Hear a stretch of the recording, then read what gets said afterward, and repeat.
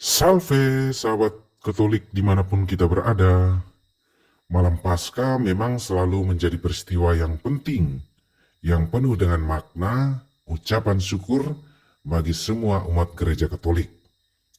Nah, tahun 2025 ini, gereja Katolik mencatat sejarah baru dengan jutaan orang dari berbagai latar belakang yang menerima sakramen baptis dan bergabung dalam kehidupan gereja Katolik.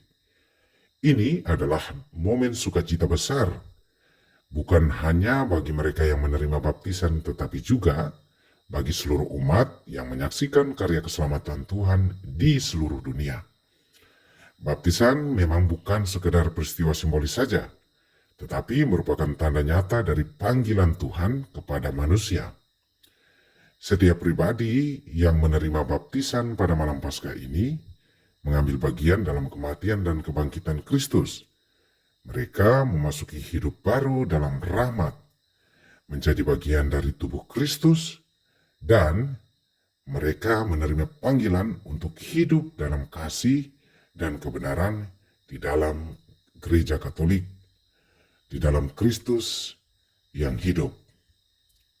Dalam Injil Matius bab 28 ayat 19-20, Yesus memberi perintah kepada para murid untuk mewartakan Injil dan membaptis semua orang, semua bangsa, dalam nama Bapa dan Putra dan Roh Kudus.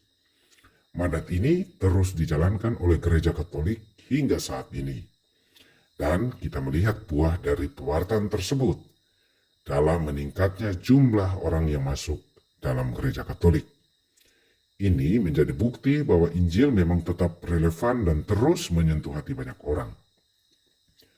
Salah satu negara dengan jumlah baptisan terbanyak pada Paskah 2025 adalah Prancis, yang mencatat sejarah lebih dari 17.800.000 katekumen. Fenomena ini menunjukkan bahwa di tengah tantangan zaman, banyak jiwa yang tetap mencari kebenaran dan menemukan jawabannya di dalam gereja Katolik. Pertumbuhan ini menguatkan gereja dalam misinya untuk mendampingi dan membimbing umat yang baru mengenal Kristus. Di Brasil, Filipina, Amerika Serikat, tanpa terkecuali di Indonesia, juga mengalami peningkatan jumlah baptisan secara signifikan pada malam Paskah 2025. Setiap wilayah memang memiliki dinamika yang berbeda dalam evangelisasi. Tetapi satu hal yang pasti, Roh Kudus terus bekerja dalam berbagai cara untuk membawa orang kepada Allah. Umat Katolik di seluruh dunia menyambut para saudara baru ini dengan kasih, rasa syukur, dan berdoa. Motivasi untuk masuk ke dalam gereja Katolik sangatlah beragam. Ada yang tersentuh oleh keindahan liturgi. Ada juga yang mengalami perjumpaan secara pribadi dengan Kristus. Ada yang melihat ajaran gereja sebagai jawaban atas pertanyaan hidup mereka. Dan ada juga yang semula membenci gereja Katolik, tetapi kemudian menemukan kebenaran dalam gereja Katolik. Mereka kemudian bertobat dan dibaptis di dalam gereja Katolik. Semua ini menunjukkan bahwa iman bukan sekedar warisan budaya, tetapi sebuah panggilan yang hidup dan dinamis. Proses persiapan bagi para katekumen menjadi bagian penting dari perjalanan iman mereka. Mereka telah menjalani masa pembelajaran, refleksi, dan pendalaman iman sebelum akhirnya mereka menerima baptisan di dalam gereja Katolik. Gereja Katolik dengan penuh kasih membimbing mereka melalui tahapan-tahapan ini. Gereja Katolik memastikan bahwa mereka benar-benar siap untuk menerima rahmat ini dan melangkah dalam kehidupan Kristiani di dalam gereja Katolik. Malam Paskah ini juga menjadi pengingat bahwa gereja adalah tempat bagi semua orang yang mencari Tuhan. Para calon baptisan berasal dari berbagai latar belakang, dari Islam, dari Protestan, dari Hindu, dan juga bahkan dari mereka yang sebelumnya tidak mengenal agama. Mereka semua datang dengan hati terbuka dan menemukan sukacita dalam persekutuan dengan Kristus di dalam gereja Katolik.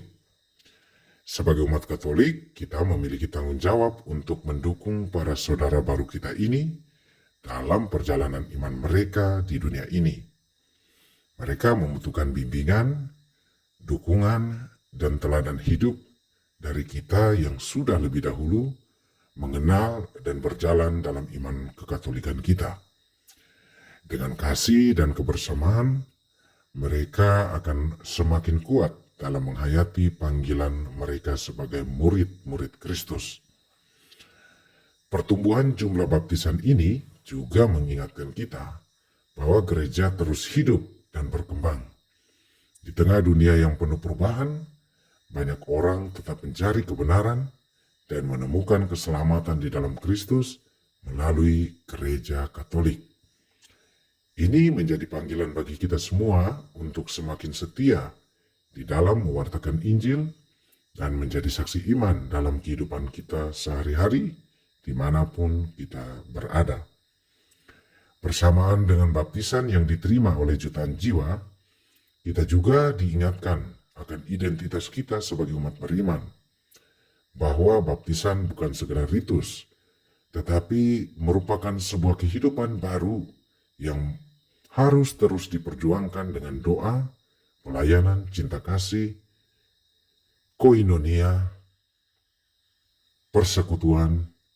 Kita semua dipanggil untuk hidup dalam terang Kristus. Momentum ini juga menjadi kesempatan bagi gereja untuk semakin memperkuat komunitasnya.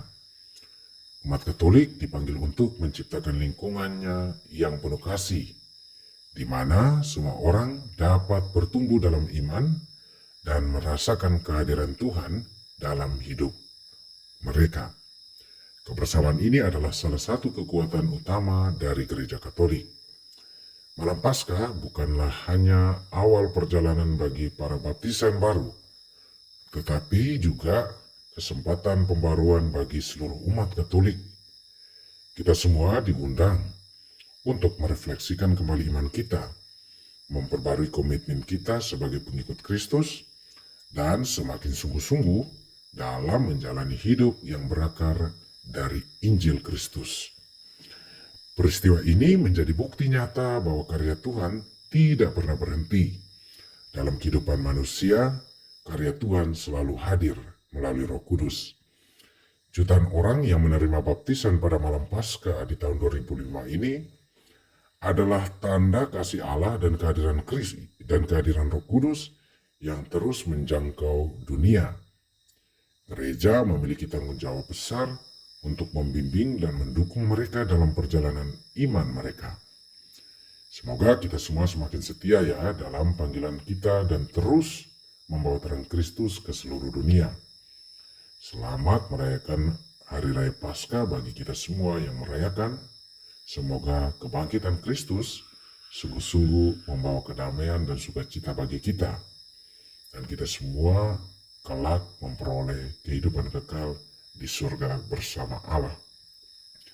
Sahabat Katolik dimanapun kita berada, kita juga diajak untuk mendoakan para imam, biarawan, biarawati, para katekis awam dan guru-guru agama yang terus-menerus berjuang mewartakan Injil Kristus ke seluruh dunia, terutama mereka yang berada di pelosok-pelosok tanah air, mereka yang sungguh jauh dari jangkauan gereja,